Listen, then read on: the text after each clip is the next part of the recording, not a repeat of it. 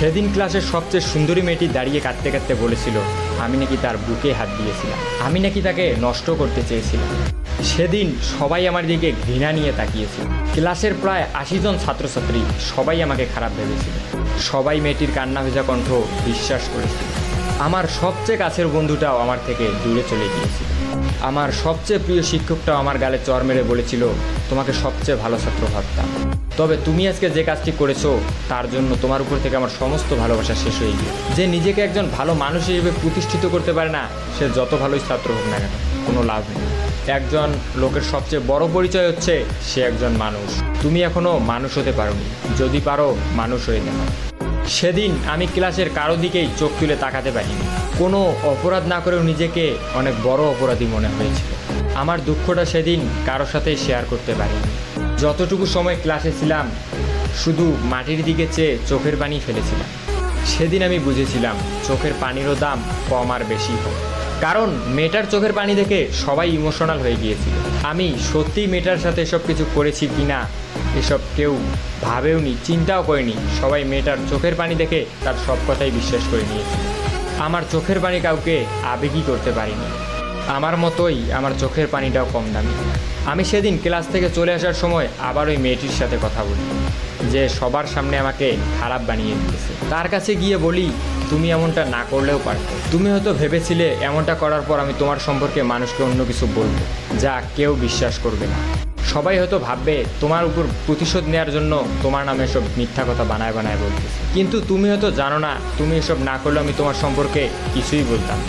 তবে ভয় পেও না, এখনও তোমার সম্পর্কে কাউকে কিছুই বলবো না। যে মানুষটা সবার সামনে আমাকে খারাপ বানিয়েছে আমি তাকে সবার সামনে খারাপ বানাতে চাই না। কলেজ থেকে বাসায় ফেরার পথে যখন দেখলাম সবাই আমার দিকে তাকিয়ে আছে, তখন আমার বুঝতে বেশি একটা অসুবিধা হলো না। আমার খবরটা হয়তো এলাকার সবাই জেনে গিয়েছে, তাই আমার দিকে এভাবে তাকিয়ে আছে। আর এসব খবর তো অলওয়েজ বাতাসের মাধ্যমে ছড়ায়, আমারটা হয়তো সেভাবেই ছড়িয়েছে। যখন বাসার সামনে গেলাম দেখি বাবা আর মা দরজার সামনে দাঁড়িয়ে আছে। এটা হচ্ছে আমার সৎ মা। দেখেই বুঝলাম হয়তো তারা কলেজের খবর জেনে গিয়েছে। তখন আমিও সেটা বুঝতে পেরে আমি বললাম বাবা আমি কিছু করিনি। তখন বলল তুই যদি সত্যিই কিছু না করিস তাহলে তোর সম্পর্কেই বললো কেন? তোর ক্লাসে তো আরও অনেক ছেলে ছিল, তাদের সম্পর্কে কই বললো? তোর সম্পর্কেই কেন বললো? তুই এসব করেছিস জন্যই তোর সম্পর্কে বলেছিস। একটা মেয়ে কখনো তার মান সম্মান নিয়ে মিথ্যা কথা বলবে? মিথ্যা তো তুই বলছিস আমাদের সাথে।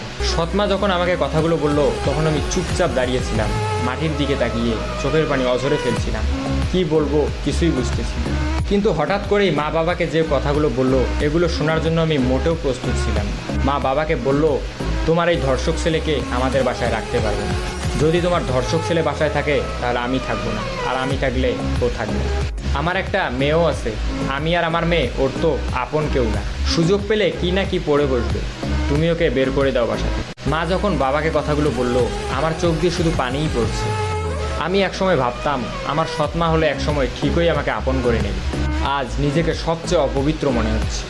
লজ্জায় অপমানে আমি আর সেখানে একটি মুহূর্ত দাঁড়িয়ে থাকতে পারি। তাই গন্তব্যহীনভাবে বাসা থেকে বেরিয়ে যে কোনো একদিকে যেতে লাগলো। আমার বাবা একটিবারের জন্য আমাকে থাকতে বলিনি। সেদিন মনে হয়েছিল আজ থেকে হয়তো বাবা ছেলের সম্পর্কটা এখানেই শেষ। এটা তবে ভালো মতোই বুঝেছিলাম এ বাড়িতে হয়তো আমার আর কোনোদিনই স্থান হবে না। আমার কাছের মানুষগুলোই আমাকে বুঝতে পারিনি, দূরে ঠেলে দিয়েছে। এখন একজনই আছে শেষ ভরসা। সে মানুষটাকে আমি অনেক বিশ্বাস করি, ভালোবাসি। সেও আমাকে অনেক বিশ্বাস করে, ভালোবাসে। তবে কেন জানি না আজকে অনেক ভয় হচ্ছে। আর সবার মতো কি সেও আমাকে খারাপ ভাববে, আমাকে অবিশ্বাস করবে? অনেক প্রশ্নের উত্তর মনেই থেকে যাচ্ছে।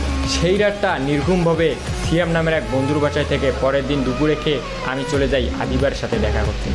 হ্যাঁ, আমি যেই মানুষটির কথা বলেছিলাম অনেক বিশ্বাস করি, সে আর কেউ নয়, সে হচ্ছে এই আদিবা।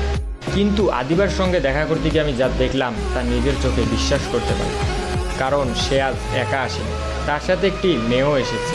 তার সাথে যে মেয়েটি এসেছে সেটা আর কেউ নয়, এটা সেই মেয়েটাই যেই মেয়েটা আমাকে ক্লাসে অপমান করেছিল। কিন্তু আমি বুঝতে পারলাম না আদিবার সাথে মেয়েটার কিসের সম্পর্ক। আদিবার কোনো কাজিন নাকি বান্ধবী? আসলে এই পুরো স্টোরিটা আমার এক ফলোয়ার আমাকে টেক্সট করেছিল এবং বলেছিল যাতে আমি এই গল্পটা পড়ে আপনাদের শোনাই। অ্যান্ড গল্পটার সেকেন্ড পার্টও আছে। গল্পটি ভালো লাগলে অবশ্যই আপনার বন্ধুকে মেনশন করুন, চাইলে শেয়ারও করতে পারেন। এই ভিডিওতে 5K লাইক এবং 500 কমেন্ট হলেই ইনশাল্লাহ দ্বিতীয় পর্ব আসবে। সো আজকের মতো আল্লাহ হাফেজ।